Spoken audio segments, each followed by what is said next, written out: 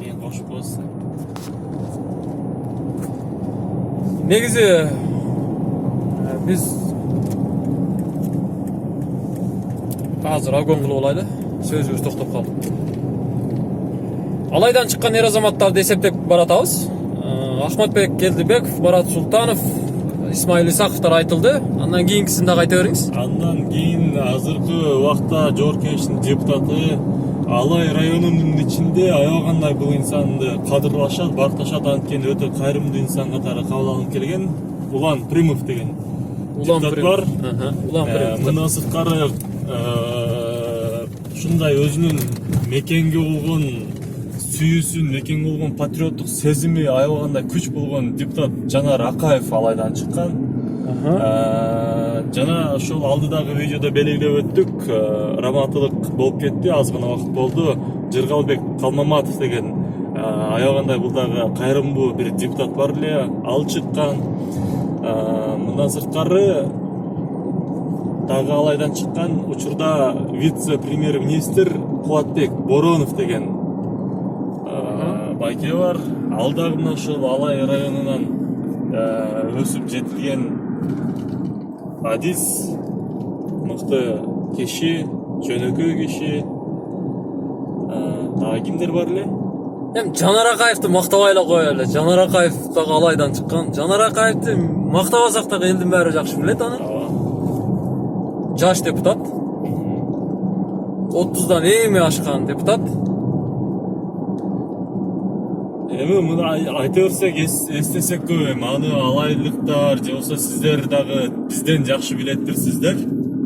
Биздин билгендерибиз ушулар экен. Мындан сырткары шаардык деңгээлде, облустук деңгээлде дагы чоң башчылар бар. Жакында эле ошол Ош облусун жетектеп келген буга чейин Талайбек Сарбашев деген мырза ушул алайлык болот. Жакында гана ушул Ош шаарынын мэри болуп кызматына киришти. Шайланды. Ошондой эле Ош облустук ички иштер башкармалыгынын башчысы мурдагы, азыркы Ош шаардык ички иштер башкармалыгынын башчысы Мурат Боронов деген дагы бир мырза бар. Ал дагы ушул Алайдан чыккан. Ал берки Кубатбек Бороновдун укасы эмеспи? Жок, ал эки башка. Одна фамилия. Просто ошол Боронов деп чоң аталары Боронов болуп калган, бирок такыр эки башка Бороновдордун болот. Тууган эмес деген. Тууган эмес, бири-бирине такыр тууган эмес. Мына азыр чөптүн сезону болуп жатат. Бул негизи могу пресстер Ош тараптан келе жаткан сыяктуу. Азыр пресстин баасы бир пресстин баасы 150 сомдон 200 сомго чейин болуп аткан чак. Негизи бул прессти Алай чоң Алайга көп алып кетишет.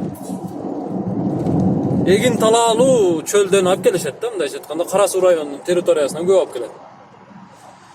Урматтуу YouTube көрүүчүлөр, биз Кыркол айылынан чыктык. Кийинки видеодон сиздер менен көрүшөбүз буюрса, кийинки видеобуз 4-серия болмокчу. Алайга сапарыбыздын 4-сериябызды биз буюрса Аскалы жана Сопкоргон айылдарынан көрсөтмөкчүбүз. Мына ошого чейин сиздер өтө кооз айылда. Өтө кооз айылда. Кооз Арчалы деген жер аябагандай сонун жер. Ал жерди сиздер көрүшүңүздөр керек. Сөзсүз түрдө анын үчүн биздин 4-серияга назар саласыздар. Саламатта калыңыздар. Бул видеону сөзсүз көрүңүздөр, комментарий калтырыңыздар, класс басыңыздар. Эч жака алыстабай кийинки видеону күтүп туруңуздар.